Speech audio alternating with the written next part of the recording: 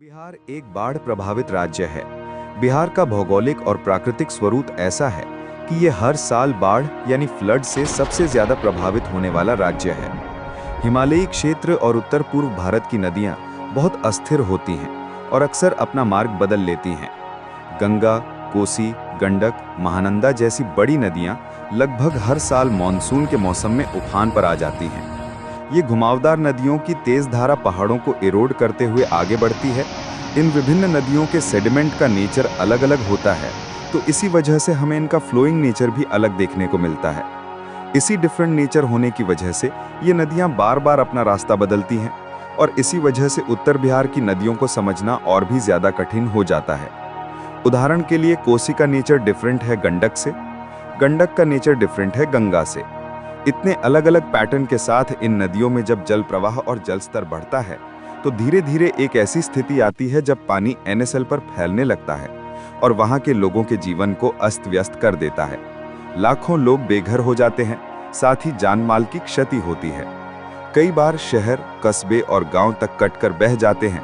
सड़क और रेल जैसी संचार व्यवस्थाएं टूट जाती हैं। बांध, बैराज और अन्य ढांचे अक्सर बाढ़ के दबाव में क्षतिग्रस्त हो जाते हैं। उपजाऊ कृषि भूमि के बड़े हिस्से डूब जाते हैं। किसानों की खड़ी फसलें नष्ट हो जाती हैं और बाढ़ का पानी उतरने के बाद खेतों में भारी मात्रा में गाद और रेत जम जाती है, जिसका मूल्य आसानी से आंका नहीं जा सकता। इन नुकसानों का असर पूरे देश की अर्थव्यवस्था पर पड़ता है। बाढ़ के बाद अक्सर महामारियां फैल जाती हैं, जिनसे निपटने के लिए सरकार को करोड़ों रुपए खर्च करने पड़ते हैं। इसके लिए बहुत ज़रूरी है कि समय के साथ आए बाढ़ों की और उनके नुकसान का डेटा लगातार समय समय पर इकट्ठा किया जाए। बाढ़ की संभावना का आंकलन करने के लिए फ्लड फोरकास्टिंग और चेतावनी प्रणाली बेहद ज़रूरी है। ऊपरी कैचमेंट एरिया यानी अपस्ट्रीम कैचमेंट में बारिश और नदी के गेज की रीडिंग देखकर यह अनुमान लगाया जा सकता है कि नीचे की ओर किस समय कितनी मात्रा और कितनी देर तक बाढ़ आएगी। आज मोबाइल, रडार, सैटेलाइट और अन्य आधुनिक तकनीकों की मदद से ये डेटा तुरंत केंद्रीय बाढ़ पूर्वानुमान केंद्र तक पहुंचाया जाता है। FMISC बिहार इन सभी डेटा के आधार पर हाइड्रोलिक कैलकुलेशंस तथा मॉडल रन कराकर अगले 3 दिनों का बाढ़ पूर्वानुमान तैयार करता है। रडार डेटा के माध्यम से नदियों के मार्ग में हो रहे परिवर्तनों को भी ट्रैक किया जाता है, ताकि समय रहते आवश्यक कदम उठाए जा सकें। ये डेटा FMISC को बिहार के लिए हर 15 दिन में प्राप्त होता है, जिसका यूज फ्लड मैनेजमेंट एवं फ्लड कंट्रोल में किया जाता है। फ्लड कंट्रोल में बाढ़ से उत्पन्न स्थितियां एवं चुनौतियां, जिसका मिटिगेशन इंजीनियर्स द्वारा किया जाता है। ये स्थितियां इंजीनियर्स को बहुत प्रकार से फील्ड में दिखाई पड़ती हैं। चलिए अब बात करते हैं बाढ़ आने के क्या क्या कारण हो सकते हैं, यानी कॉजेज ऑफ फ्लड। ये कारण इस प्रकार हैं। 1. भारी और लगातार वर्षा यानी हेवी एंड प्रोलॉन्ग्ड रेनफॉल। सबसे सामान्य कारण है लगातार और अधिक वर्षा। जब नदियां और नाले अपनी क्षमता से अधिक भर जाते हैं तो पानी किनारों से बाहर आ जाता है। दूसरा, नदी किनारों, बांध या तटबंध का कटाव या टूटना। तेज बहाव के कारण नदी के किनारे टूट जाते हैं और पानी गांव खेतों में फैल जाता है। जब बांध या तटबंध टूटते हैं तो बहुत बड़ी मात्रा में पानी अचानक निकलता है, जिससे विनाशकारी बाढ़ आती है। नंबर 3, खराब जल निकासी व्यवस्था। जब किसी शहर में ड्रेनेज सिस्टम खराब होती है, अर्थात सिटी के ड्रेनेज का नेचुरल ग्रेडियंट स्लोप सिटी के बाहर ना हो, तो वैसी स्थिति में भी फ्लड की समस्या बनी रहती है।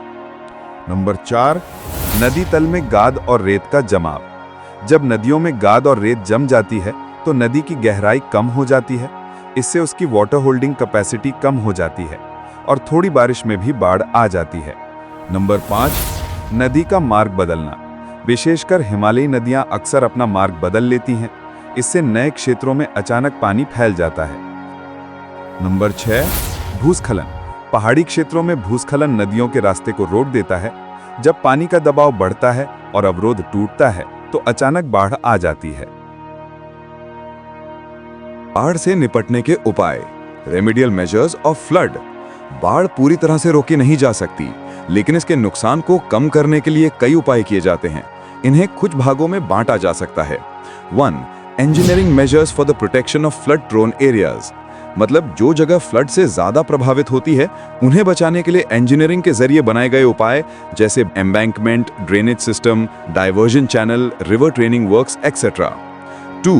Administrative measures for flood plain regulation and management, मतलब सरकारी नियम और पॉलिसीज जिससे फ्लड प्लेन यानी जो एरिया फ्लड में डूबा करता है पर कंट्रोल रखा जा सके, जैसे कंस्ट्रक्शन को रोकना, प्लानिंग करना और मैनेजमेंट के रूल्स बनाना। साथ ही बाढ़ग्रस्त लोगों को वहां से इवैक्यूएट करना, उनके रहने, खाने और चिकित्सीय सेवा का बंदोबस्त करना, डैमेज रिपेयर एवं पुनर्वास कराना। इसके अलावा इसमें टेक्निकल ऑफिसर्स के साथ एडमिनिस्ट्रेटिव ऑफिसर्स का परिक्षेत्राधीन तटबंध का जॉइंट इंस्पेक्शंस भी किया जाता है एवं टीम बिल्डिंग के प्रोग्राम्स भी शामिल हैं। 3. Flood forecasting and flood warning.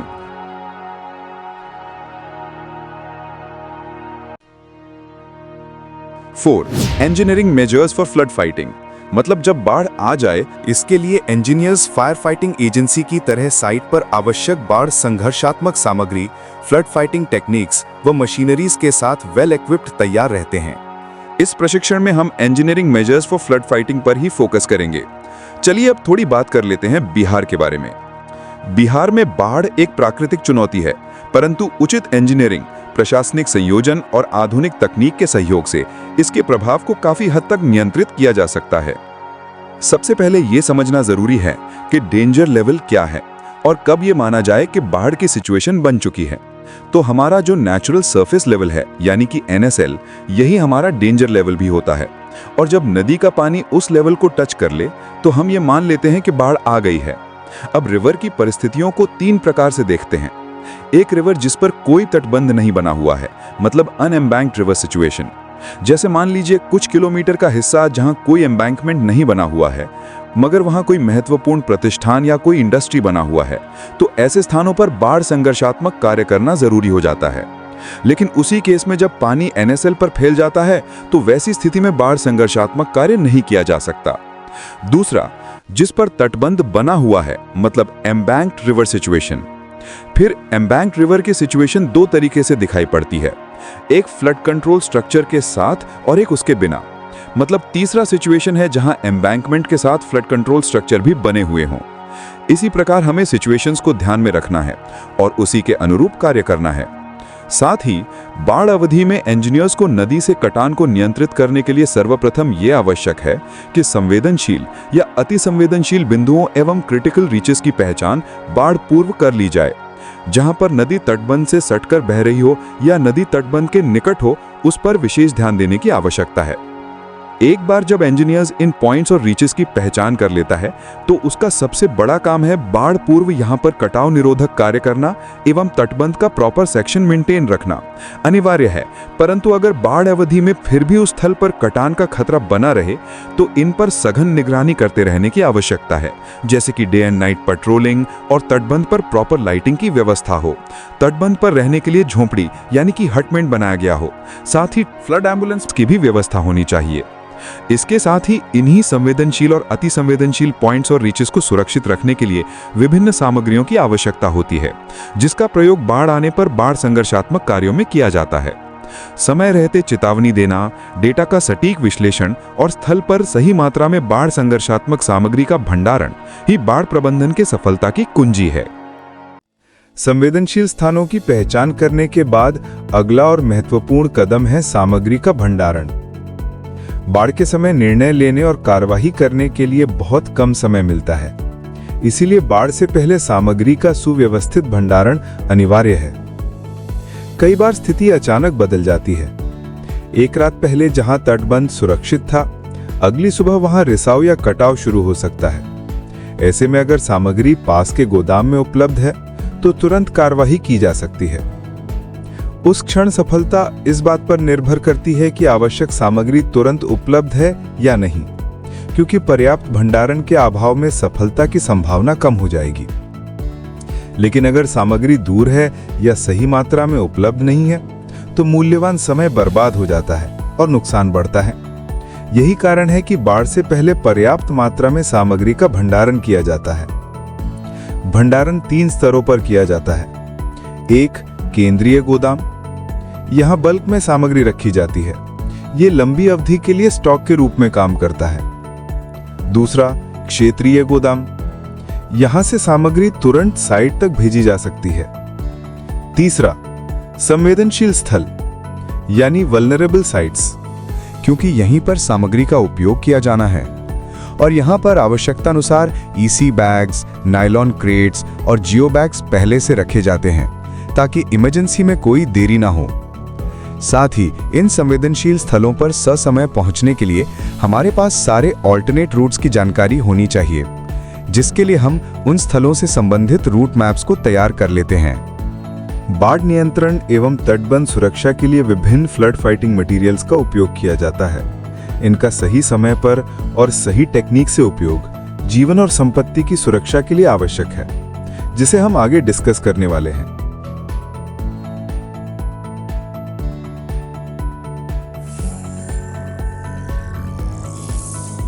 जब हम भंडारण की बात करते हैं तो फर्स्ट एंड फॉरमोस्ट हमें पर्याप्त मात्रा में बालू यानी सैंड का भंडारण अति आवश्यक है, क्योंकि बालू बाढ़ नियंत्रण एवं तटबंध संरक्षण में सबसे महत्वपूर्ण और व्यापक रूप से प्रयुक्त सामग्री है। हमें बाढ़ पूर्व इसका भंडारण कर लेना चाहिए, क्योंकि ये आसानी से उपलब्ध होने, भरने और ढोने में सरल होता है, इसलिए आपातकालीन परिस्थितियों में त्वरित समाधान प्रदान करती है। बाढ़ आने के बाद इसका भंडारण बहुत मुश्किल है, या यूं कहें कि लगभग नामुमकिन हो जाता है। बालू को मुख्यतः बोरियों में भरकर सैंडबैग्स तैयार किए जाते हैं, जिनको उपयोग बाढ़ अवधि में तटबंध या बांध पर पानी के दबाव को नियंत्रित करने, रिसाव रोकने, कटाव बंद करने तथा अस्थायी बांध जैसे कि डॉल या अवरोध बनाने में किया जाता है।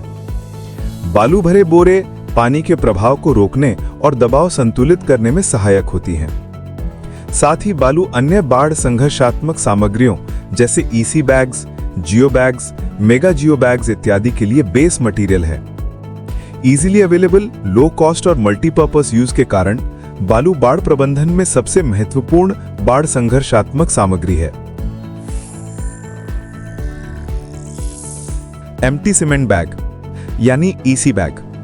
ईसी बैग्स मुख्यतः पॉलीएथिलीन यानी पीई वोवन से बने होते हैं।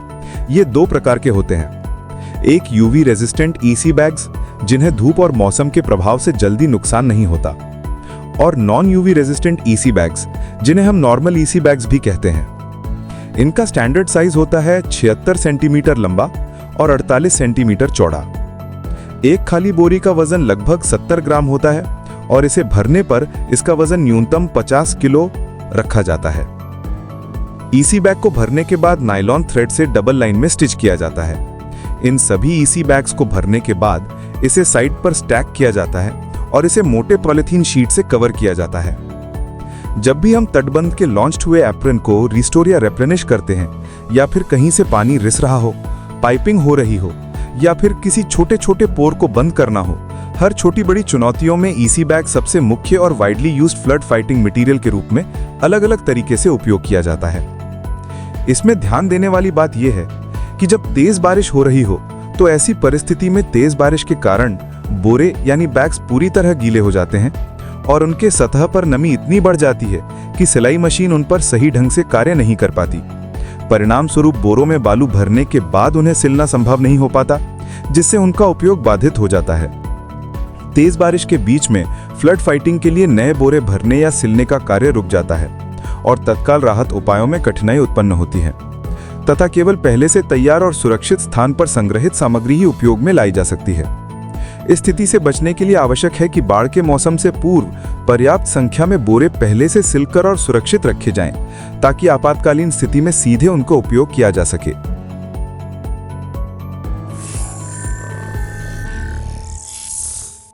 नायलॉन क्रेट यानी एनसी, ये एक तरह का जालीदार क्रेट होता है जो पूरी तरह नायलॉन की 24 पतले धागे से बनी डोरी से बना होता है।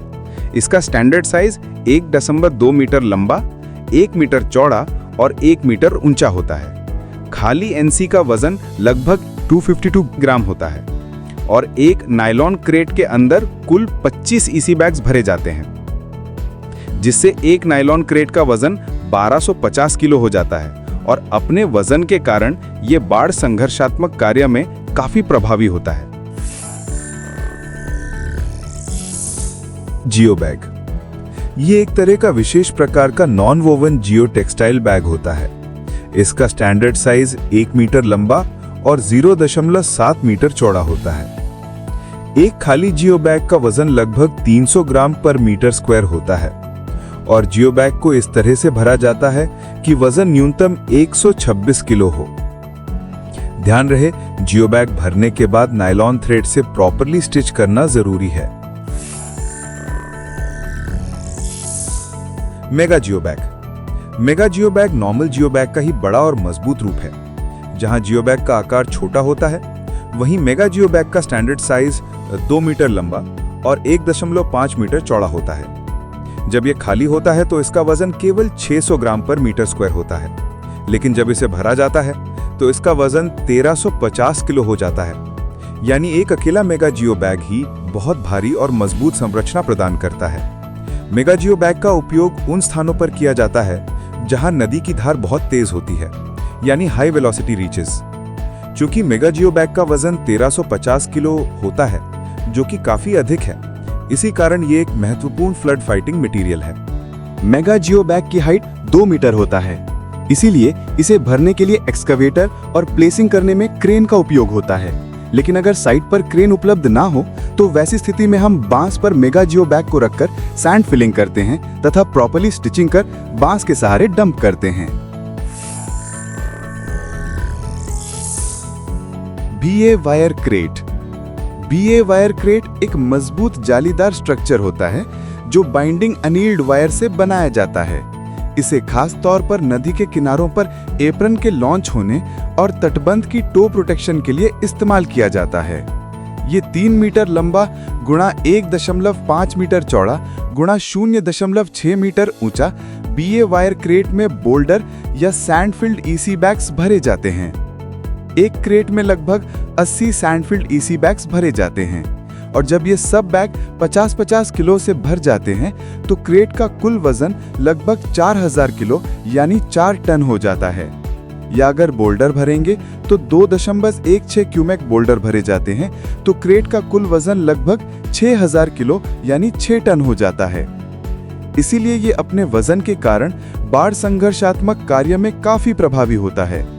इसका उपयोग मुख्यतः कटाव को नियंत्रित करने, लॉन्च्ड स्पर एवं रिवेटमेंट के लॉन्च्ड एप्रन को रिस्टोर करने में होता है। 1 मीट्रिक टन बीए वायर से लगभग 52 से 53 क्रेट्स बनाए जा सकते हैं। पीपी रोप गैबियन। गैबियन एक पॉलीप्रोपिलीन रोप से बनी जाल होती है जो यूवी रेजिस्टेंट होती है और पानी में लंबे समय तक टिक सकती है। हम फील्ड जियो बैग्स को पीपी रोप गैबियन में भरकर बाढ़ संघर्षात्मक कार्यों में उपयोग करते हैं। ये मुख्य रूप से 2 स्टैंडर्ड साइजेस में बनता है। नंबर 1 1.8 मीटर गुणा 1.8 मीटर गुणा 0.5 metre large size. Number 2 1.8 metre गुणा 1.2 मीटर गुणा 0.5 मीटर स्मॉल साइज। एक लार्ज साइज गैबियन में 18 जियो बैग्स भरे जाते हैं और स्मॉल साइज गैबियन में 12 जियो बैग्स भरे जाते हैं। लार्ज साइज गैबियन में एक लेयर में 6 जियो बैग्स और स्मॉल साइज गैबियन में 4 जियो बैग्स रखे जाते हैं और कुल 3 लेयर्स में बैग्स भरे जाते हैं। यानी लार्ज साइज गैबियन में 6 गुणा 3 18 जियो बैग्स और स्मॉल साइज गैबियन में 4 गुणा 3 12 जियो बैग्स भरे जाते हैं। पीपी रोप गैबियन एक heavy duty flood fighting material है। जब नॉर्मल बैग्स या क्रेट्स पानी के तेज बहाव में बहने का खतरा रखते हैं तो इस तरह के गैबियंस का उपयोग मुख्यतः कटाव को नियंत्रित करने में करते हैं। हाथी पाव। ये साइट पर ही बनाया जाता है। इसे बनाने के लिए 4 बांस के फ्रेम में हॉरिजॉन्टल और डायगोनल ब्रेसिंग करके उसके ऊपर बीए वायर क्रेट को पहना दिया जाता है। फिर चारों कॉर्नर को वायर से बांधकर एक मजबूत फ्रेम बनाया जाता है। इसकी लंबाई स्थल पे कटाव या एप्रन लॉन्च की प्रोबिंग कर गहराई को ध्यान में रखते हुए निर्धारित किया जाता है। सामान्यतः ये 2 साइज में बनाया जाता है। नंबर 1 3 मीटर गुणा 1.5 मीटर गुणा 0.6 मीटर स्मॉल साइज। इसे बनाने के लिए 1 अदद बीए वायर क्रेट की जरूरत होती है। नंबर 2 6 मीटर गुणा 1.5 मीटर गुणा 0.6 मीटर बिग साइज। इसे बनाने में 2 अदद बीए वायर क्रेट का उपयोग किया जाता है। जियो टेक्सटाइल फिल्टर, जिसे संक्षेप में जीटी फिल्टर कहते हैं। जीटी फिल्टर एक विशेष प्रकार का सिंथेटिक फैब्रिक होता है जो वोवन यानी बुना हुआ या नॉन वोवन यानी नीडल पच्ड दोनों रूप में मिल सकता है। इसे अक्सर नायलॉन या पॉलिस्टर से बनाया जाता है। जीटी फिल्टर स्थायित्व के साथ स्थान पर रहता है और ये पानी को तो पास होने देता है पर सॉइल मटेरियल के फ्लो को रोक देता है, जिससे हमारे तटबंध के कोलैप्स होने की संभावना कम हो जाती है। इसका मुख्य काम है सीपेज कंट्रोल यानी पानी का रिसाव रोकना, पाइपिंग रोकना।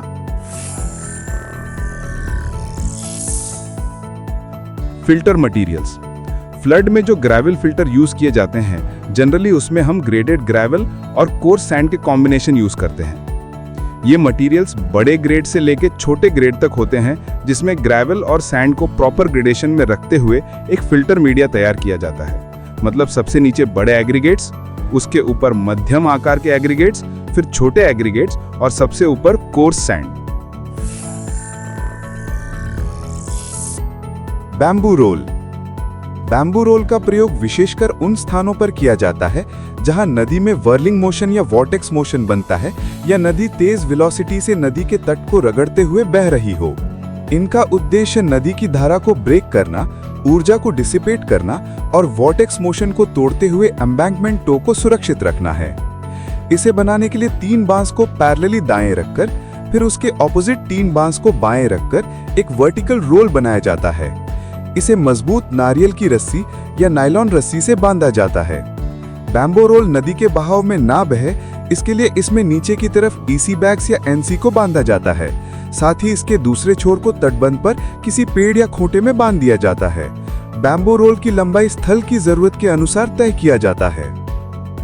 कुछ परिस्थितियां ऐसी भी होती है जब हम बैम्बू रोल को हॉरिजॉन्टली भी उपयोग में लाते हैं। इसमें हम बैम्बू रोल के दोनों एंड पॉइंट्स पर ईसी बैग्स या एनसी बैग्स बांधकर उसे हॉरिजॉन्टली रिवर एज पर डंप करते हैं तथा उसके दोनों किनारों को नारियल या नायलॉन की रस्सी से तटबंध पर किसी खूंटे या पेड़ में बांध देते हैं ताकि वो नदी के बहाव में ना बहे, वह अपने स्थान पर सबमर्ज्ड कंडीशन में टिका रहे और रिवर फ्लो करंट को ब्रेक करता रहे। Tree spur. स्थानीय रूप से उपलब्ध वृक्षों को काट करके स्पर के रूप में लगाया जाता है। ट्री स्पर को प्रवाह की दिशा में स्लोपिंग करके रखा जाता है। रिवर फ्लो को एम्बैंकमेंट से दूर करता है, इरोजन जोन पर इमीडिएट प्रोटेक्शन प्रदान करता है। कॉस्ट इफेक्टिव मेथड है क्योंकि इसमें लोकल मटेरियल उपयोग होता है। पॉर्क्यूपाइन। ये 6 प्रीकास्टेड आरसीसी कॉलम्स के सेट होते हैं जिसमें प्रत्येक कॉलम की लंबाई 3 मीटर, चौड़ाई 0.1 मीटर और 0.1 मीटर की थिकनेस होती है, जिसे नट एवं बोल्ट की मदद से असेंबल करके एक ट्रायंगुलर शेप दिया जाता है और आफ्टर असेंबलिंग इसकी इफेक्टिव हाइट 2.7 मीटर की हो जाती है। इसका उपयोग वैसी नदियों में ज्यादा होता है जिन नदियों में वाटर फ्लो के साथ बहुत ज्यादा मात्रा में सिल्ट आती है, या यूं कहें कि सिल्ट कैरिंग रिवर में इसका उपयोग रिवर फ्लो की वेलोसिटी को कम करने और सिल्ट को इंटरसेप्ट कर इसके फलस्वरूप सिल्ट को डिपॉजिट करने के लिए किया जाता है। पॉर्क्यूपाइन को और ज्यादा इफेक्टिव बनाने के लिए हम सामान्यतः इसमें पेड़ की टहनियों को काटकर बांध देते हैं, जिससे सिल्ट डिपोजिशन की प्रक्रिया तेज हो जाती है। इसे लॉन्च करने के लिए बोट का भी उपयोग करते हैं। बोल्डर। बोल्डर बाढ़ नियंत्रण एवं तटबंध संरक्षण कार्यों में अत्यंत महत्वपूर्ण भूमिका निभाने वाली सामग्री है। ये भारी एवं लॉन्ग लास्टिंग होने के कारण पानी के तेज बहाव और लहरों के दबाव को सहन कर लेती है। बोल्डर का प्रयोग प्रायः तटबंधों, नदियों के किनारों इत्यादि की सुरक्षा के लिए किया जाता है। इसे स्लोप पर या कटाव प्रभावित क्षेत्रों में रिवर फ्लो के डायरेक्ट फोर्स को कम करने में किया जाता है, जिससे कटाव नियंत्रण में रहता है। बोल्डर का एक प्रमुख लाभ यह है कि ये वजन एवं मजबूती प्रदान करता है, जिससे तटबंध या स्लोप की लेयर रिवर फ्लो से खिसकने या टूटने से बच जाती है। इसके अतिरिक्त बोल्डर का उपयोग बीए वायर क्रेट, हाथी पांव एवं बॉक्सिंग में किया जाता है, जहां इसे जीआई वायर क्रेट या बीए वायर क्रेट में भरकर नदी के किनारे प्लेस किया जाता है। ये न केवल स्ट्रक्चर को स्थायित्व प्रदान करता है, बल्कि पानी के दबाव को भी कम कर देता है। इस प्रकार बोल्डर बाढ़ नियंत्रण में एक भारी, मजबूत एवं लॉन्ग लास्टिंग सामग्री है जो अन्य सामग्रियों के साथ मिलकर तटबंध को सुरक्षित रखने में अत्यंत प्रभावी सिद्ध होता है।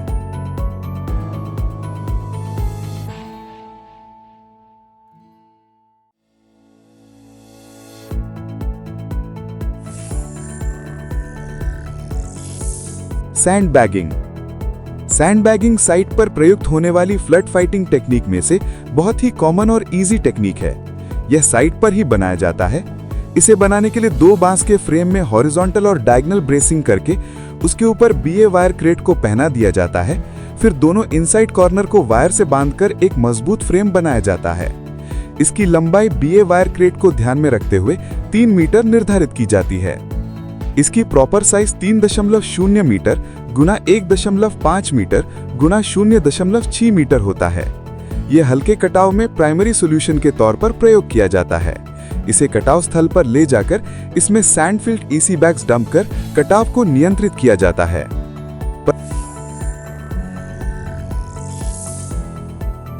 परंतु इन फ्लड फाइटिंग मटेरियल्स की ढुलाई एवं प्रॉपर प्लेसिंग के लिए कुछ मशीन्स जिनका प्रयोग प्रायः साइट पर बाढ़ नियंत्रण कार्यों में किया जाता है, जिनमें मुख्य रूप से हाइड्रोलिक एक्सकवेटर, क्रेन एवं लोडर शामिल हैं। Hydraulic excavator. हाइड्रोलिक एक्सकवेटर एक मॉडर्न और पावरफुल यंत्र संयंत्र है।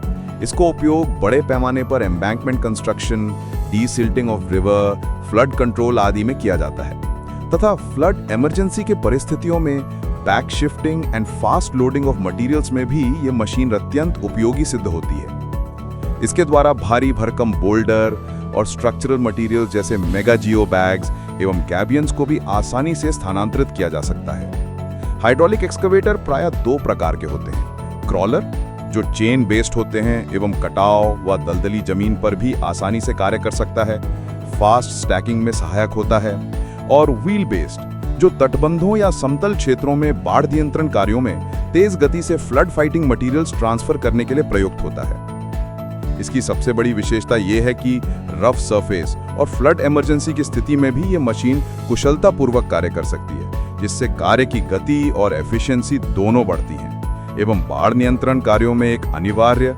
विश्वसनीय और बहुउपयोगी यंत्र संयंत्र माना जाता है। क्रेन। क्रेन एक बहुउपयोगी यंत्र संयंत्र है जिसका प्रयोग भारी सामग्री को उठाने, स्थानांतरित करने और लॉन्ग हॉरिजॉन्टल डिस्टेंस तक डंप के लिए किया जाता है। बाढ़ नियंत्रण कार्यों में क्रेन का प्रयोग boulder, BA wire crate, gabion और अन्य भारी सामग्रियों को तटबंधों तथा नदी किनारों पर पहुंचाने तथा डंपिंग के लिए किया जाता है। इसके 2 प्रमुख प्रकार होते हैं। लॉन्ग बूम क्रेन, जिसका प्रयोग सामग्री को दूर तक डंप करने में होता है, और शॉर्ट बूम क्रेन, जो नजदीकी और सीमित जगहों पर कार्य करने के लिए उपयुक्त होती है। इस प्रकार क्रेन आपदा प्रबंधन में एक आवश्यक, विश्वसनीय और शक्तिशाली यंत्र संयंत्र है जो कार्य को तेज, सुरक्षित और प्रभावी बनाता है। लोडर। लोडर एक महत्वपूर्ण कंस्ट्रक्शन एवं मटेरियल मैनेजमेंट यंत्र संयंत्र है। इसमें सामने की ओर एक बड़ी बकेट लगी होती है जो भारी मात्रा में सामग्री को आसानी से उठा सकती है एवं इसके आर्म की लेंथ भी आवश्यकता अनुसार घटाई व बढ़ाई जा सकती है। बाढ़ नियंत्रण कार्यों में लोडर का उपयोग स्टैक्ड फ्लड फाइटिंग मटेरियल्स यथा मिट्टी या जीएसबी, बालू, बोल्डर को ट्रक, डंपर में लोड करने तथा एक स्थान से दूसरे स्थान पर स्थानांतरित करने के लिए, और आपात स्थिति में जब लॉन्ग रीच में तेज कटाव होता है तो इमीडिएट एक्शन लेने के लिए ईसी बैग्स, एनसी, गैबियंस और मेगा जियो बैग्स इत्यादि को उठाकर एम्बैंकमेंट नोज पर पहुंचाने और तेजी से फिलिंग एवं प्लेसिंग करने के लिए भी किया जाता है। Flood ambulance. सामान्यतः साइट पर फ्लड एम्बुलेंस की भी व्यवस्था की जाती है। फ्लड एम्बुलेंस में कटाव को नियंत्रित करने के लिए जरूरी सामग्रियों का रखा जाता है, जैसे कि sand field EC bags, nylon crates, GT filter, कुदाल, कढ़ाई, बैम्बू, वेपर लाइट्स या halogen lights, life jackets, generator इत्यादि। फ्लड एम्बुलेंस पर लाइफ जैकेट पहने 10 से 12 सेमी स्किल्ड लेबर जिनके पास टॉर्च एवं छाता हो, उनको भी रखा जाता है, जो आपात स्थिति में कहीं भी कटाव को नियंत्रित करने के लिए एक्टिव मोड में तटबंध पर तैनात रहते हैं। इसी प्रकार अलग अलग नदियों के सिचुएशंस में अलग अलग तरीके से इन फ्लड फाइटिंग मटेरियल्स का उपयोग कर हम तटबंध के सिंक, इरोजन और लॉन्च हुए एप्रन को रिस्टोर या रिप्लेनिश करने में सहायता मिलती है। आगे अब हम उन नदियों के चुनौतियों, सिचुएशंस के बारे में जानेंगे जिनसे सामान्यतः हमारा सामना फील्ड या साइट्स पर होता है। हम विभिन्न स्थितियों की चर्चा इसलिए कर रहे हैं क्योंकि इन परिस्थितियों का सामना करने तथा बाढ़ की स्थिति से निपटने के लिए अलग अलग उपाय किए जाने की आवश्यकता होती है। बिहार में करीब 3700 किलोमीटर से ज्यादा लंबे तटबंध हैं। इन तटबंधों के पीछे बसे गांव, खेत और घर तभी सुरक्षित रहते हैं जब तटबंध सुरक्षित रहते हैं, लेकिन ये संरचना प्राकृतिक दबाव का हर साल सामना करती है। इन तटबंधों की सुरक्षा को ध्यान में रखते हुए बाढ़ पूर्व तटबंध की जंगल सफाई अति आवश्यक है। जंगल की सफाई, जिसे बाढ़ नियंत्रण परियोजनाओं में जंगल क्लियरेंस कहा जाता है, सावधानी पूर्वक की जाती है क्योंकि ये सही तरीके से होने पर मददगार भी है और गलत तरीके से होने पर हानिकारक भी हो सकती है। यहाँ बताया जा रहा है कि नियंत्रित जंगल सफाई बाढ़ नियंत्रण में कैसे सहायक होती है। बाढ़ नियंत्रण में जंगल क्लियरेंस कैसे मदद करता है, निरीक्षण और निगरानी में सहायक होती है। तटबंधों के किनारे घनी झाड़ियां होने से उनका निरीक्षण कठिन हो जाता है। झाड़ी की कटाई से इंजीनियर तटबंध के स्लोप में सीपेज, क्रैक्स या रैट होल्स जैसी समस्याओं को आसानी से देख सकते हैं। इसके अलावा बाढ़ नियंत्रण कार्यों में रोडेंट एनिमल्स, जिनमें चूहे, गिलहरी, साही, गिनी पिग और ऊद बिलाव आदि आते हैं, जो तटबंध में गंभीर समस्या उत्पन्न करते हैं। ये जीव तटबंधों की मिट्टी में बिल बनाकर संरचना को कमजोर कर देते हैं, जिससे रिसाव या सीपेज और कटाव यानी इरोजन की संभावना बढ़ जाती है। सामान्यतः इनकी उपस्थिति दो बातों पर निर्भर करती है। पहला, जब किसी तटबंध पर अतिक्रमण अधिक हो जाता है तो वहां इंसानी गतिविधियों के कारण खाने पीने की सामग्री उपलब्ध हो जाती है। भोजन की इस उपलब्धता के कारण ये जीव बड़ी संख्या में उसी स्थान पर बस जाते हैं और तटबंध में बिल बनाने लगते हैं। परिणाम स्वरूप बाढ़ के समय जब एम्बैंकमेंट पर दबाव बढ़ता है तो इनके बिल पानी के लिए पैसेज का कार्य करते हैं और तटबंध कमजोर होकर टूट भी सकते हैं। इसीलिए फ्लड फाइटिंग के दौरान ऐसे जीवों की उपस्थिति को नजरअंदाज नहीं किया जा सकता और समय रहते इन पर नियंत्रण आवश्यक होता है।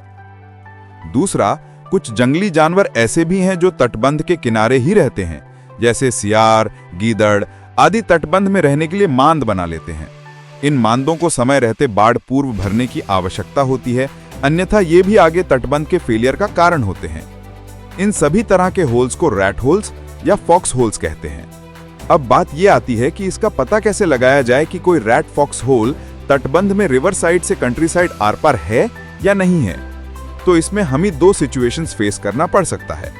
पहला, जब रैट फॉक्स होल तटबंध के सूखे पार्ट में है तो इस केस में हम आग जलाकर उसके धुएं को होल में जाने देते हैं और धुआं तटबंध के दूसरी ओर जहां जहां से निकलते दिखे, मतलब साफ है कि होल तटबंध के इस पार से उस पार है। वैसी स्थिति में हम जिंक फॉस पाउडर को होल में डालकर अकॉर्डिंगली ट्रीट करते हैं, जैसे उसे ऊपर से मिट्टी से कॉम्पैक्ट कर देते हैं। दूसरा, अगर रैट फॉक्स होल पानी के अंदर है और उस जगह बुलबुले के रूप में रिसाव दिखे तो उस स्थान पर पानी में कलर डालकर देखना चाहिए कि कलर्ड मिक्स्ड पानी तटबंध के इस पार से उस पार आ रहा या नहीं। जहां जहां आता दिखे तो तुरंत वहां जीटी फिल्टर बिछाकर आवश्यकतानुसार ईसी बैग या एनसी का कार्य कराया जाता है। उपरोक्त दोनों परिस्थितियों में रैट फॉक्स होल की मरम्मति कर तटबंध को सुरक्षित करना अनिवार्य है। बाढ़ का पानी जब बढ़ता है तो सबसे पहले यही तटबंध उसकी ताकत को झेलते हैं, इसलिए इनकी चुनौतियों को समझना बहुत जरूरी है। जैसा कि हम पहले हिस्सों में 3 तरीके की स्थिति के बारे में जान चुके हैं: unembanked, embanked without flood control structures and embanked with flood control structures. चलिए सबसे पहले अनएम्बैंक्ड रिवर की स्थितियों को समझते हैं कि फ्लड की अवधि में किस प्रकार की स्थितियां बनती हैं और कैसे इन स्थितियों में फ्लड फाइटिंग वर्क कराया जाता है, जिससे कि फ्लड के प्रभाव को कम किया जा सके। पहली स्थिति, जैसे अनएम्बैंक्ड रिवर में जल स्त्राव फलस्वरूप जल स्तर एवं वेलोसिटी ऑफ फ्लो के कारण रिवर बैंक में कटाव होने लगता है। वैसी परिस्थिति में यदि अनएम्बैंक्ड रिवर के नजदीक आबादी या महत्वपूर्ण प्रतिष्ठान है तो कटाव को नियंत्रित करने की आवश्यकता होती है। ऐसी स्थिति में हम वहां इमीडिएट मेजर्स के रूप में बैम्बू रोल का यूज करते हैं और फिर उसी अवधि में हम अन्य उपाय यथा एनसी, तीत एवं वर्टिकल सैंडबैगिंग का कार्य कराते हैं। आइए इसे संबंधित वीडियो देखते हैं।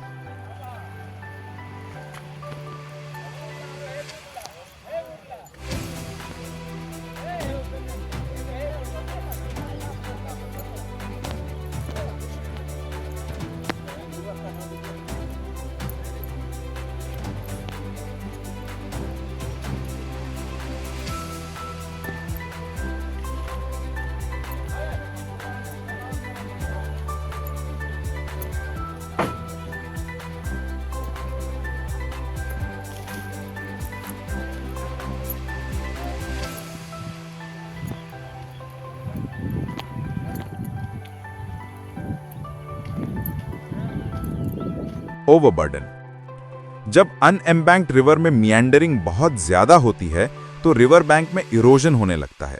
साथ ही रिवर बेड में डीप स्कावर होता है, जिसकी वजह से बैंक का ऊपरी हिस्सा हैंगिंग पोजीशन में आ जाता है और जिसके स्लाइड या सिंक होने की संभावना हमेशा बनी रहती है।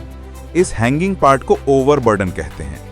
ऐसी स्थिति में इसका एक ही उपाय है कि इस ओवरबर्डन पार्ट को 3:1 के स्लोप में काटकर उसके टो में एनसी तब तक डंप करते हैं जब तक वो वाटर लेवल के ऊपर ना आ जाए। फर्दर अप टू एचएफएल तक स्लोप पिचिंग कर स्लोप को भी प्रोटेक्ट किया जाता है। इसके बावजूद भी जब इन नदियों का जल स्तर एनएसएल पर फैल जाता है तो हम बाढ़ संघर्षात्मक कार्य करने की स्थिति में नहीं होते हैं और इस स्थिति में पूर्ण रूप से आपदा प्रबंधन द्वारा इवैक्यूएशन प्रोग्राम चलाया जाता है। लोगों को सेफ प्लेस ले जाया जाता है और उन्हें राहत सामग्री पहुंचाई जाती है। अब बात करते हैं दूसरी स्थिति जैसे एम्बैंक्ड रिवर की स्थिति की। एम्बैंक रिवर मतलब जब नदी के किनारे एम्बैंकमेंट बनी हो और इनके बीच में रिवर फ्लो कन्फाइंड हो। इस सिचुएशन में कई प्रकार की स्थितियां बन सकती हैं, जैसे कभी कभी नदी के बेड में बहुत अधिक मात्रा में सिल्ट डिपॉजिशन भी नदी के जल स्तर को अनियंत्रित रूप से बढ़ा देता है, जिसे हम शोल कहते हैं। शोल्स यानी नदी में बनने वाले रेतीले टापू या जो गाद, रेत और गजरी के शैलो डिपॉजिट से बनते हैं। शोल लूजनिंग यानी बाढ़ नियंत्रण की एक प्रक्रिया जिसमें इन सिल्ट डिपॉजिट्स को एक्सकेवेटर की मदद से लूज या रिमूव किया जाता है ताकि नदी का प्रवाह सुचारू हो सके, या यूं कहें कि स्मूथ रिवर फ्लो को रिस्टोर किया जाता है। बाढ़ नियंत्रण में शोल लूजनिंग कैसे मदद करता है? नदी की प्रवाह क्षमता बनाए रखता है। शोल नदी के फ्लो एरिया को कम कर देते हैं। बाढ़ के समय इससे नदी में पानी ले जाने की क्षमता कम हो जाती है और पानी आसपास के एरिया में फैल जाता है। शोल लूज या रिमूव करने से रिवर फ्लो एरिया बढ़ता है और नदी के समुचित बहाव को सुनिश्चित करता है। रुकावट और वाटर डाइवर्जन से बचाव करता है। बड़े शोल पानी को रोककर बाढ़ का रुख गांव या खेतों की ओर मोड़ देते हैं। शोल नदी मेंडरिंग को बढ़ावा देते हैं। जब शोल पानी को एक तरफ मोड़ते हैं तो दूसरी ओर के किनारे पर तेज कटाव होता है। शोल लूजनिंग से पानी मुख्य धारा में ही बहता है और वाटर डाइवर्जन से बचाव होता है। किनारों पर कटाव का दबाव कम करता है और नेविगेशन में सहायक है। इसीलिए नदी के जल स्तर को अनियंत्रित एवं असामान्य रूप से बढ़ने से रोकने के लिए शोल लूजनिंग या शोल रिमूवल अति आवश्यक है।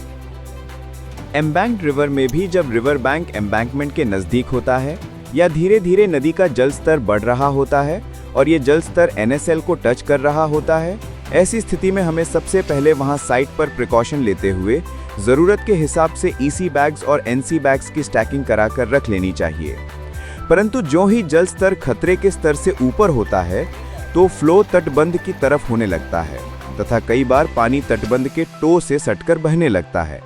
अब ये एक अलार्मिंग सिचुएशन बन चुकी होती है इंजीनियर्स के लिए। अब इंजीनियर्स का काम होता है अपने एम्बैंकमेंट के टो को सुरक्षित रखना। चूंकि नदी का किनारा सिल्टी होता है जो कि हाईली इरोडेबल होता है, इसीलिए जल स्तर में और वृद्धि होने के फलस्वरूप तटबंध पर कटाव के साथ साथ सीपेज एवं पाइपिंग की भी स्थिति उत्पन्न होने की संभावना बनी रहती है, जिसे ऑब्जर्व करने के लिए काफी सतर्कता बढ़ते जाने की आवश्यकता होती है तथा सीपेज एवं पाइपिंग को तुरंत नियंत्रित किए जाने की आवश्यकता होती है। लेकिन जब कंट्री साइड का एनएसएल रिवर साइड के एनएसएल की तुलना में नीचे हो तथा रिवर साइड के जल स्तर में लगातार वृद्धि हो रही हो, तो वैसी स्थिति में इफेक्टिव हेड ऑफ वाटर अधिक होने के कारण सीपेज होने की संभावना बढ़ जाती है। साथ ही जब धीरे धीरे नदी का जल स्तर ऊंचा होता जाता है तो तटबंध पर दबाव भी बढ़ता जाता है, ये दबाव धीरे धीरे तटबंध के भीतर पानी को रास्ता बनाने पर मजबूर करता है। फलस्वरूप इसके कंट्री साइड में तटबंध के टो की मिट्टी गीली होने लगती है। शुरू में ये मामूली गीलापन लगता है, लगातार गीलापन से स्लाउफिंग होने लगती है, जिससे फर्दर सीपेज की समस्या शुरू हो जाती है। साथ ही कंट्री साइड में जहां सीपेज की समस्या हो रही हो, वहां जीटी फिल्टर बिछाकर एनसी का कार्य कर फ्रीएटिक लाइन को विद इन एम्बैंकमेंट ले आते हैं और सीपेज को कंट्रोल करते हैं। स्लाउफिंग एक्चुअल में प्रोसेस ऑफ लूजिंग सेक्शन है, जिसके फलस्वरूप तटबंध का टो स्लाइड कर जाता है और तटबंध सेक्शन कम हो जाता है, जिससे सीपेज तेज हो जाता है। परिणाम स्वरूप धीरे धीरे ये मिट्टी को साथ लेकर जाने लगता है, और जब पानी मिट्टी के कणों को खींचकर बाहर लाता है तो इस प्रक्रिया को पाइपिंग कहते हैं। पाइपिंग सबसे खतरनाक स्थिति है, क्योंकि ये तटबंध को अंदर से खोखला कर देती है। एक बार पाइपिंग शुरू हो जाए तो तटबंध अचानक धंस सकता है। पानी बढ़ने पर सावधानी बरतने हेतु तटबंध के कंट्री साइड में स्लोप की सतत निगरानी की जानी चाहिए। ध्यान रखिए, जब कंट्री साइड में बुलबुले के रूप में रिसाव दिखे तो आमतौर पर वहां पानी के साथ मिट्टी या बुलबुले आते दिखाई देते हैं। तो ऐसी स्थिति में हम लोग कंट्री साइड में वेल बनाकर हेड यानी एच क्रिएट करते हैं। फलस्वरूप इसके ये रिवर साइड के इफेक्टिव हेड यानी H-H को कम कर देता है। इसके लिए सर्वप्रथम जितने एरिया में बुलबुले दिखाई दे रहे हैं, वहां पर फिल्टर बिछाकर चारों ओर से ईसी बैग्स या जियो बैग्स लगाकर एक सर्कुलर या रेक्टेंगुलर शेप जैसा वेल बना दीजिए। अब फिल्टर मटेरियल को लेयर बाय लेयर भरना शुरू कीजिए। सबसे नीचे रखिए बड़े आकार के एग्रीगेट्स, उसके ऊपर मध्यम आकार के एग्रीगेट्स, फिर छोटे आकार के ग्रेवल्स और सबसे ऊपर डालिए कोर्स सैंड। जैसे जैसे पानी सीप होकर ऊपर आता है, ये ग्रेडेड फिल्टर से होकर गुजरता है। इससे पानी तो पास हो जाता है, पर सॉइल मास फिल्टर में ही ट्रैप हो जाता है। सॉइल मास के फ्लो के रुकते ही इरोजन कंट्रोल हो जाता है और कभी कभी अचानक कटाव परिलक्षित होने लगता है, तो हम वहां उपरोक्त विधि से आवश्यकता अनुसार बाढ़ संघर्षात्मक कार्य कराकर तटबंध को सुरक्षित करते हैं। और अगर कटान लॉन्ग रीच में हो तो उस स्थिति को जल्दी कंट्रोल करने के लिए बोट के माध्यम से भी बाढ़ संघर्षात्मक कार्य कराया जाता है। बोट का उपयोग जब लॉन्ग रीच में कटाव की स्थिति होती है, तो वैसी स्थिति में जल मार्ग से नाव यानी बोट के माध्यम से बाढ़ संघर्षात्मक सामग्री की स्थल पर ढुलाई एवं बाढ़ संघर्षात्मक कार्य का कार्यान्वयन करते हैं, जिसमें हम सामान्यतः EC bags, NC, bamboo roll, हाथी पाव एवं पॉर्क्यूपाइन इत्यादि शामिल हैं। इन सभी को हम नाव पर ही बनाकर इरोजन को रोकने के लिए लॉन्च करते जाते हैं। आइए अब इससे संबंधित कुछ वीडियो देखते हैं।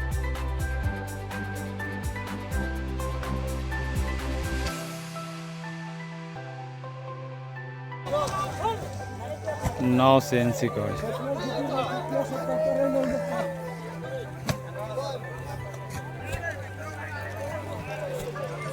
एनसी में 25 अदद बॉडी डालकर नाव से एनसी कार इस प्रकार किया जाता है। मगर कभी कभी ऐसी सिचुएशन भी आती है जब कटान बहुत तेजी से हो रहा होता है। इसके लिए हम नदी की तीव्रता के अनुसार कंटिन्यूस कटान की डेप्थ की प्रोबिंग करते रहते हैं और ऐसी स्थिति में कटान को रोकने के लिए एनसी को किनारे से डंप करना शुरू करते हैं। एनसी तब तक डंप करते हैं जब तक एनसी वाटर लेवल के ऊपर ना आ जाए। आइए इससे संबंधित वीडियो देखते हैं।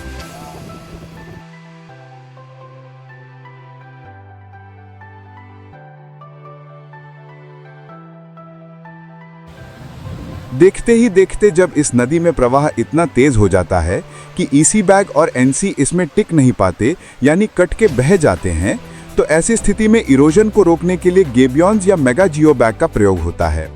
गेबियॉन्स और मेगा जियो बैग बहुत भारी होने के कारण इन्हें एक्सकेवेटर से उठाकर इरोजन वाली जगह प्लेस किया जाता है, लेकिन कभी कभी एक्सकेवेटर साइट पर उपलब्ध नहीं होते, तो इन्हें बांस के सहारे इरोजन वाली जगह पर प्लेस किया जाता है। चूंकि ये वजन में भारी होते हैं, इस कारण ये तेज प्रवाह में भी टिक जाते हैं और कटान को कंट्रोल कर लेते हैं, ताकि नदी की तेज धारा टकराने पर वहां की एम्बैंकमेंट सुरक्षित रहे। आइए इससे संबंधित वीडियो देखते हैं।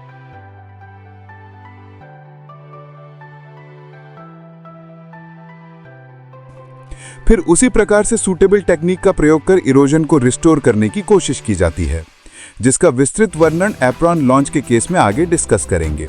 जिसे हम embankment with flood control structure में आगे देखेंगे।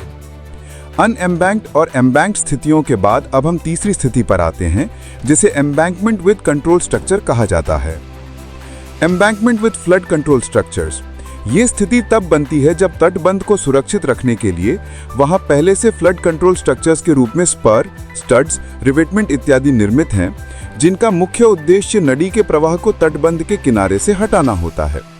सामान्यतः इनके एप्रॉन पर सेटलमेंट, सिंक, लॉन्च, इरोजन, ओवरटॉपिंग इत्यादि की संभावना बनी रहती है। इसीलिए इन फ्लड स्ट्रक्चर्स पर सतत निगरानी रखी जाती है। चूंकि इन बाढ़ सुरक्षात्मक संरचनाओं का निर्माण नदी को एम्बैंकमेंट से दूर रखने एवं नदी का केंद्रीय बहाव सुनिश्चित करने के उद्देश्य से किया जाता है, इन सभी संरचनाओं का आधार होता है एप्रॉन। एप्रॉन का काम यह है कि यदि तेज बहाव से किनारे पर कटाव शुरू हो तो सबसे पहले एप्रॉन लॉन्च होकर किनारे को बचाए। यही एप्रॉन समय समय पर रिस्टोर करके तटबंध को लंबे समय तक सुरक्षित रखता है। अतः स्पर अथवा रिवेटमेंट का एप्रॉन सिंक या लॉन्च होने की स्थिति में तटबंध की सुरक्षा की दृष्टि से हमें तुरंत बाढ़ संघर्षात्मक कार्य करने की आवश्यकता होती है, जिसमें हम एनसी डंप करते हुए वाटर लेवल तक लाते हैं और स्लोप पिचिंग का कार्य कराकर इसे रिस्टोर करने की कोशिश करते हैं। इस प्रकार उपरोक्त सभी स्थितियों में विभिन्न परिस्थितियां उत्पन्न होती हैं, जिसे समय रहते कंट्रोल करने की कोशिश की जाती है ताकि आने वाली फ्लड को मिटिगेट किया जा सके। बाढ़ के समय जब नदी का जल स्तर बढ़ रहा होता है, तब सबसे बड़ा खतरा होता है toe scour, apron sink, apron launch और इरोजन का। अब कौन से मटेरियल और कौन सी टेक्निक का प्रयोग करना है, ये इस बात पर निर्भर करता है कि कितनी गहराई, कितने डेप्थ और कितने भाग में एप्रन लॉन्च हुआ है। बाढ़ अवधि में एप्रन की सूक्ष्म एवं सतत निगरानी रखी जाती है, जिसमें सामान्यतः दो मुख्य स्थिति उत्पन्न होती है, एक है सिंकिंग और दूसरा है लॉन्चिंग। अब हम डेप्थ वाइज सभी टेक्निक्स को समझेंगे। जब रिवर बेड में स्कवरिंग होती है तो ऐसी स्थिति में एप्रन धीरे धीरे सिंक करने लगते हैं। यदि सिंकिंग की स्थिति दिखती है तो तुरंत रेमेडियल मेजर्स लिए जाते हैं। इसके लिए बीए वायर क्रेट्स को सैंड फिल्ड ईसी बैग से भरकर या गेबियंस की मदद से सिंक्ड प्लेस को रिप्लेनिश किया जाता है ताकि सिंकिंग को नियंत्रित किया जा सके। जब सिंकिंग लगभग 0.5 मीटर डेप्थ के आसपास हो, रिवेटमेंट या स्पर का एप्रन बहुत कम डेप्थ सिंक हुआ है और वो लगभग 0.5 मीटर है, तो वैसी स्थिति में हम बीए वायर क्रेट का प्रयोग करते हैं। क्रेट को सैंडफिल्ड ईसी बैग्स 50 किलो ईच या बोल्डर से भरा जाता है। आइए अब इससे संबंधित कुछ वीडियो देखते हैं। सबसे पहले क्रेट असेंबल किया जाता है। बीए वायर से रेक्टेंगुलर फ्रेम तैयार कीजिए। ये जाली डायमंड या स्क्वायर पैटर्न में हो सकती है ताकि ईसी बैग्स को मजबूती से होल्ड कर सके। अब सबसे महत्वपूर्ण काम है प्लेसमेंट। क्रेट को स्कावर प्लेस के अलाइनमेंट के अनुसार प्लेस करते हैं। क्रेट को ले जाकर वहां डाला जाता है जहां एप्रन सिंक होता है, यानी एप्रन के तल में। अब क्रेट को भरने का काम शुरू कीजिए। इसके अंदर 80 ईसी बैग्स या 2.16 क्यूमैक बोल्डर भरे जाते हैं। ध्यान रखिए क्रेट में मिनिमम वॉइड्स रहें। जब क्रेट पूरी तरह भर जाए तो उसकी ऊपर की सरफेस को अच्छी तरह से टाई कर दीजिए। इससे क्रेट कॉम्पैक्ट और मजबूत हो जाता है। सिंकिंग एरिया में ये क्रेट नीचे सेटल होकर फाउंडेशन को मजबूत करता है और सेटलमेंट को मेंटेन करता है। तो इस तरह बीए वायर क्रेट को तैयार एवं प्लेस किया जाता है और सिंक्ड पार्ट को रिस्टोर कर एम्बैंकमेंट प्रोटेक्ट किया जाता है। बीए वायर क्रेट, जिसका वजन लगभग 4000 से 6000 किलोग्राम हो सकता है, ये शैलो सेटलमेंट को स्टेबलाइज करता है और एम्बैंकमेंट को इमीडिएट सपोर्ट देता है। अगर सिंकिंग की प्रक्रिया बहुत धीमी है, साथ ही कंटिन्यूस है, तो इस डेप्थ पर स्कावर को तुरंत रोकना जरूरी है। इसलिए उस केस में हम लगातार क्रेट के सिंक होते ही उसके ऊपर दूसरे क्रेट की प्लेसिंग कर देंगे। कई बार स्थिति इतनी गंभीर होती है कि सिंकिंग लगातार जारी रहती है, तो एप्रन 5 से 6 मीटर की गहराई तक सिंक करता रहता है। वैसी स्थिति में 10 से 12 लेयर तक बीए वायर क्रेट्स करने पड़ती है। लेकिन अगर सिंकिंग बहुत तेज हो गई हो और सामान्यतः लगभग 1 मीटर गहराई तक सिंकिंग देखी जाती है, यानी जब sink depth up to 1 metre का हो, सिंकिंग की गहराई थोड़ा और बढ़ गई है, लगभग 1 मीटर तक, यहाँ नायलॉन क्रेट का प्रयोग किया जाता है। आइए अब इससे संबंधित कुछ वीडियो देखते हैं। एनसी को भरने के लिए सबसे पहले उसे चारों कोने से पकड़कर लेयर बाय लेयर उसमें ईसी बैग्स भरना शुरू करते हैं। एक लेयर में 5 ईसी बैग्स आते हैं तो कुल 5 लेयर में 25 ईसी बैग्स आ जाएंगे। एक क्रेट में 25 ईसी बैग्स भरकर कुल वजन 1250 किलोग्राम उसे ऊपर से बांध देते हैं ताकि ईसी बैग्स बाहर ना निकले, फिर लॉन्च करते हैं। ध्यान रखिए, एनसी को ले जाकर वहीं भरा जाता है जहां एप्रन सिंक होता है, यानी एप्रन एज पर। एनसी को टो के पास स्लोप पर सिंक्ड एरिया में धीरे धीरे डंप किया जाता है। नाइलन क्रेट को सिंक्ड डेप्थ में धीरे धीरे डंप करते हुए वाटर लेवल के ऊपर ले आते हैं ताकि वो सेटल होकर सेटलमेंट को रोक दे। इसे हम कहते हैं एनसी डंपिंग। एनसी शैलो से मॉडरेट सिंक को आसानी से रोक देता है। यहाँ भी अगर सिंकिंग की प्रक्रिया बहुत धीमी है, साथ ही कंटिन्यूस है, क्योंकि इस डेप्थ पर सिंकिंग को तुरंत रोकना जरूरी है, इसलिए उस केस में हम लगातार क्रेट के सिंक होते ही उसके ऊपर दूसरे क्रेट की डंपिंग कर देंगे। लेकिन अगर सिंकिंग बहुत तेज हो गई हो तो अब हम लॉन्चिंग जोन पर आ गए हैं। जब रिवर बेड में बहुत तेज कावरिंग होती है तो ऐसी स्थिति में एप्रन लॉन्च करने लगते हैं। यदि लॉन्चिंग की गहराई 2 से 3 मीटर या उससे अधिक हो तो 2 बांस से बने बैम्बू फ्रेम और बीए वायर क्रेट का कॉम्बिनेशन उपयोग में लाया जाता है, जिसे हम सैंड बैगिंग कहते हैं। ये लगभग 3 मीटर लंबाई का होता है और इसके साथ ही बैम्बू रोल्स का उपयोग भी किया जाता है। ये स्थानीय और कम लागत वाले उपाय हैं जो आपातकाल में तुरंत काम आते हैं। अब स्कावर डेप्थ मॉडरेट से डीप हो गई है, यानी जब लॉन्च डेप्थ 3 से 6 मीटर के बीच हो। ऐसे समय में लाइटर स्ट्रक्चर्स रेजिस्ट नहीं कर पाते। यहाँ प्रयोग किया जाता है हाथी पांव। उदाहरण के लिए वैसी नदियाँ जहाँ पर तटबंध बने हुए हैं तथा नदी के केंद्रीय बहाव को सुनिश्चित करने के लिए स्पर्स आदि का निर्माण किया गया है। वैसी स्थिति में बाढ़ अवधि में स्पर्स या रिवेटमेंट के एप्रन लॉन्च होने की संभावना बनी रहती है। वैसी स्थिति में सबसे पहले नदी में कटाव की गहराई को नापा जाता है। इसके लिए उस स्थान पर प्रोबिंग किया जाता है। प्रोबिंग कर उस स्थान की गहराई के अनुसार हाथी पांव के आकार का निर्णय लेकर हाथी पांव का कार्य कराया जाता है। इस मेथड से डीप स्कावर को इफेक्टिवली अरेस्ट किया जा सकता है। आइए अब इससे संबंधित कुछ वीडियो देखते हैं।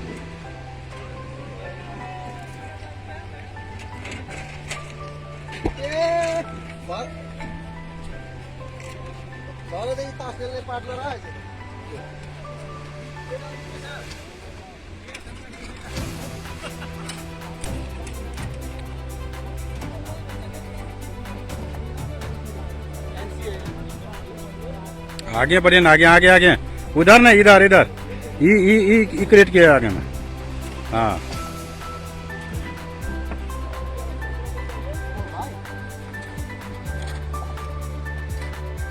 लेकिन जब नदी लूप बनाकर तटबंध के नजदीक आने की कोशिश करती है तो फलस्वरूप स्थिति और गंभीर हो तथा गहराई अधिक हो, तब स्काउरिंग डेप्थ में काफी बदलाव होता है और स्काउर की गहराई तेजी से बढ़ रही हो, यानी कि जब स्काउर बहुत डीप हो गया है, मतलब जब लॉन्च डेप्थ 6 मीटर से अधिक हो। ऐसे में सिर्फ स्मॉल बैग्स, एनसी क्रेट्स और गेबियंस पर्याप्त नहीं होते। यहाँ प्रयोग किया जाता है स्लोपिंग बेड बार मेथड। इसमें हैवी एनसी को नायलॉन रस्सी के सहारे स्लोप वाइज रिवर बेड में स्लाइड कराए जाते हैं, जिन्हें 5, 10 या 15 मीटर की दूरी पर सीरीज में एक साथ लगाया जाता है। स्थल की स्थिति के अनुसार कटाव को नियंत्रित करने हेतु EC bags field nylon crate एवं मजबूत नायलॉन की रस्सी का उपयोग कर स्लोपिंग बेड बार से बाढ़ संघर्षात्मक कार्य कराया जाता है। यह उपाय विशेष रूप से तब किया जाता है जब करंट बहुत तेज और स्काउर बहुत डीप होता है। ये रिवर बेड में सेटल होकर इरोजन को कम करते हैं। इसमें नायलॉन क्रेट को नायलॉन की रस्सी में माला की तरह गूंथकर उसी रस्सी के सहारे स्कावर डेप्थ तक ले जाते हैं और धीरे धीरे उसके ऊपर एनसी क्रेट करते हुए वाटर लेवल के ऊपर ले आते हैं।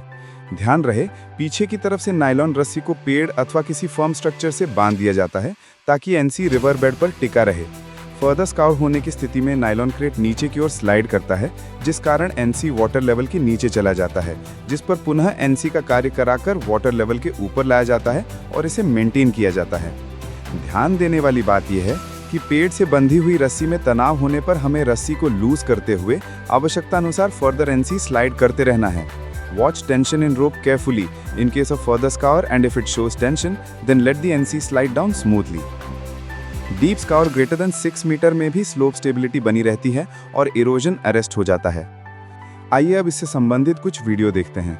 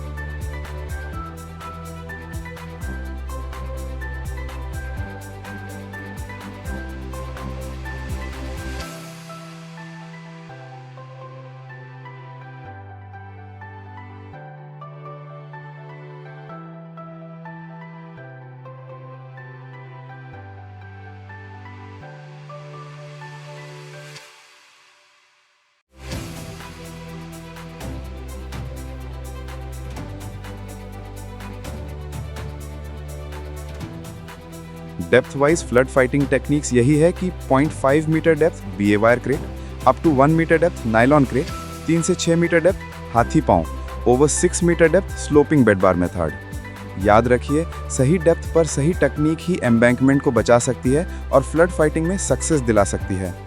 वह कुछ विशेष परिस्थितियां भी हैं जब हमें कुछ अलग टेक्निक या फ्लड फाइट मटेरियल्स की आवश्यकता होती है, जिसे हम आगे डिस्कस करने वाले हैं। कई बार ऐसी स्थिति आती है जब पर्टिकुलर लोकेशन पर वेलोसिटी ऑफ फ्लो काफ़ी अधिक होता है और नायलॉन क्रेट को डंप करने पर वो दूर बह जाता है। स्लोपिंग बेड बार करने की स्थिति नहीं होती है। वैसी स्थिति में हम लोग मेगा जियो बैग का उपयोग करते हैं। चूँकि मेगा जियो बैग का वजन 1350 किलो होता है, जो काफ़ी अधिक होता है, इसीलिए एक मेगा जियो बैग अकेले बहुत कारगर फ्लड फाइट मटेरियल है।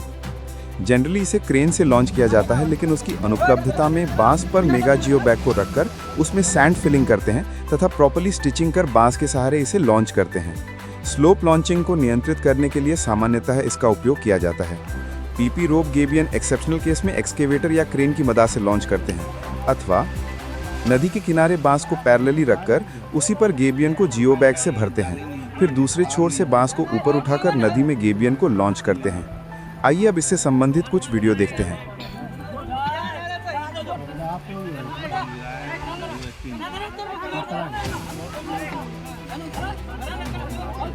बीच वाला नहीं उठा रहा है। बीच वाला उठा। अब हो गया।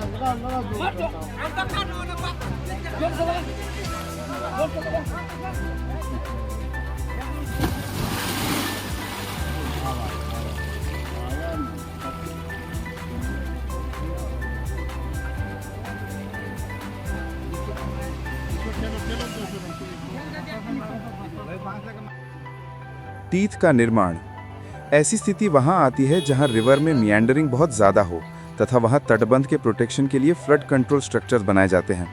कहीं कहीं रिवर के कोर्स में सडन चेंज होने पर हमें कटाव नियंत्रण हेतु तत्काल टीथ बनाना ज़रूरी हो जाता है। वैसी स्थिति में बाढ़ अवधि के दौरान रिवर बैंक पर अथवा तटबंध के टो पर स्थिति के अनुसार टीथ का निर्माण करते हैं। टीथ बनाने के लिए बोल्डर या एनसी को एम्बैंकमेंट के परपेंडिकुलर लाइंस में प्लेस करते हैं। शॉर्ट इंटरवल पर एनसी टीथ का निर्माण कर पानी को रिवर एज से दूर करते हैं। आइए इससे संबंधित वीडियो देखते हैं।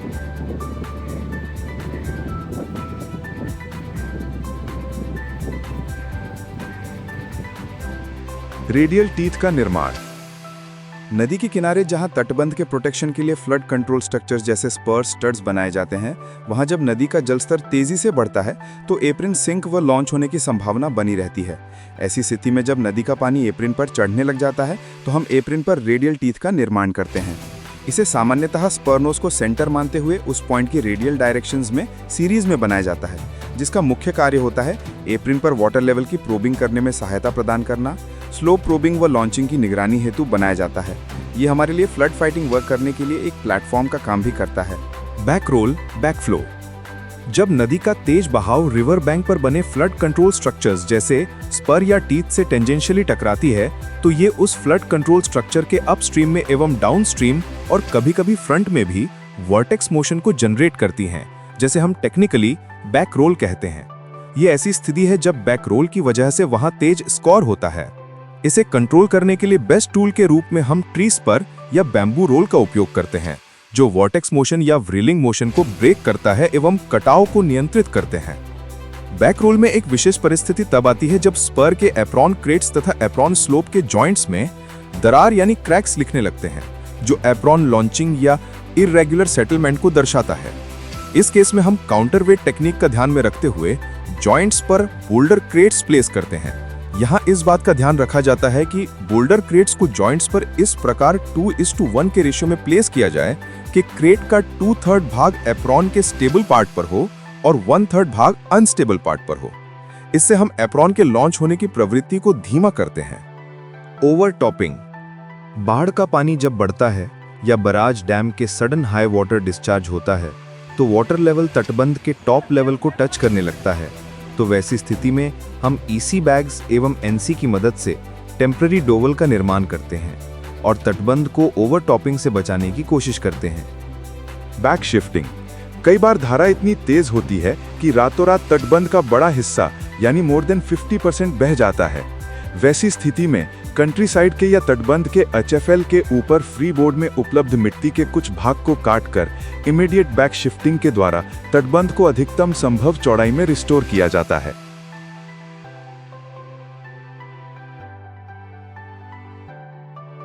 ब्रीच। ये वो स्थिति है जब नदी की तेज धार तटबंध को काटते हुए आर पार निकल जाती है। ऐसी स्थिति सामान्यतः तब आती है जब फ्लैश फ्लड हो या बराज व डैम के सडन हाई वाटर डिस्चार्ज होता है।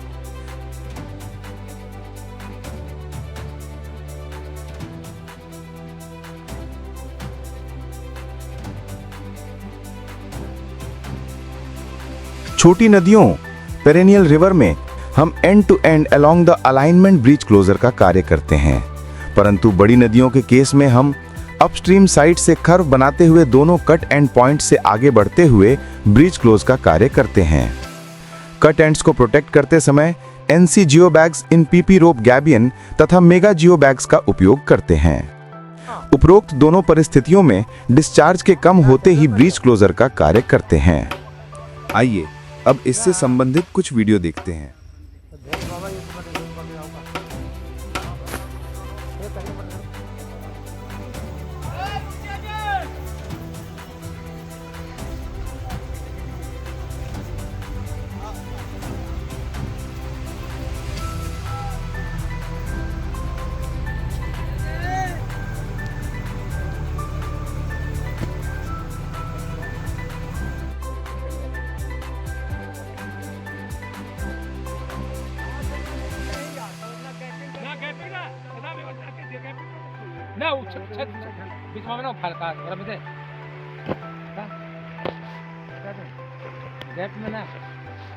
इस प्रकार हम विभिन्न फ्लड फाइटिंग मटेरियल्स और विभिन्न फ्लड फाइटिंग टेक्निक्स का प्रयोग करते हुए तटबंध को बाढ़ से सुरक्षित रखने का प्रयास करते हैं।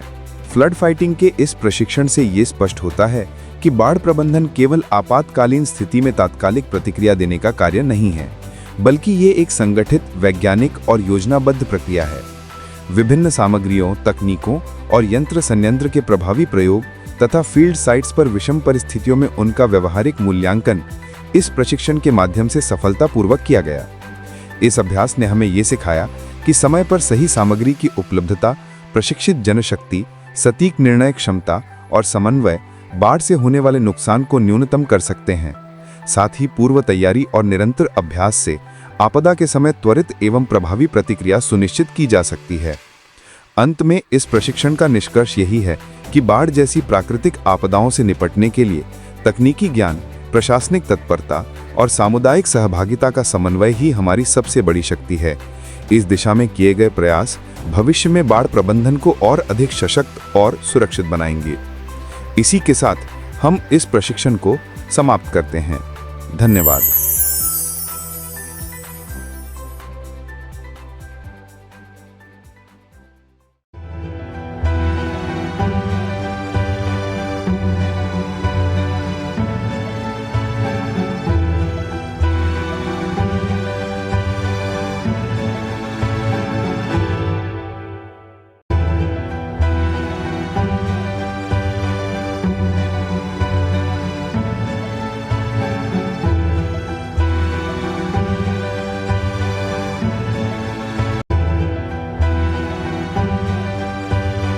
है।